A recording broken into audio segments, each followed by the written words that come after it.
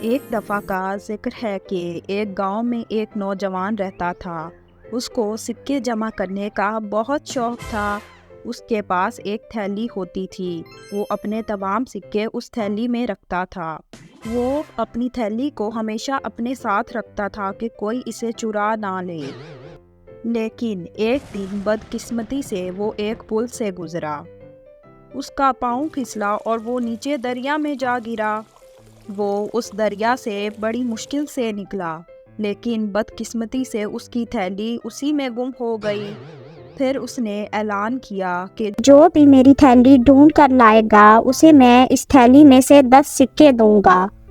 ایک دن ایک کسان اس کے پاس آیا۔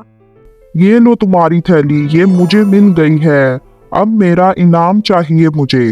لیکن نوجوان بہت لالچی تھا اور وہ کوئی بھی 10 سکے اسے نہیں دینا چاہتا تھا۔ اس نے ایک بہانہ بنایا۔ اس نے اس بیچارے کسان سے بولا کہ اس میں انڈے کے برابر کا ایک موتی تھا، تم نے وہ چوری کر لیا ہے، کیونکہ وہ اب اس تھیلی میں نہیں ہے۔ میں تمہیں عدالت تک لے جاؤں گا اور اس کا حساب لوں گا۔ آخر کار وہ نوجوان بیچارے کسان کو عدالت میں لے گیا۔ دونوں نے اپنا اپنا معاملہ سنایا۔ جج صاحب ان دونوں کی باتوں کو بڑے غور سے سنتے رہے۔ آخر جج کے فیصلہ سنانے کا وقت آ گیا۔ جج صاحب نے لوگوں کو مخاطب کر کے ان لوگوں سے پوچھا کہ کیا آپ کے خیال سے جس طرح سے یہ تھیلی بھری ہوئی ہے، کیا اس تھیلی میں اتنی گنجائش ہے کہ اس میں ایک انڈے کی جسامت کا موتی تو کیا کوئی سکہ بھی آ سکے؟ سب لوگوں نے اس تھیلی کو غور سے دیکھا اور کہا بالکل بھی نہیں ہے جگہ۔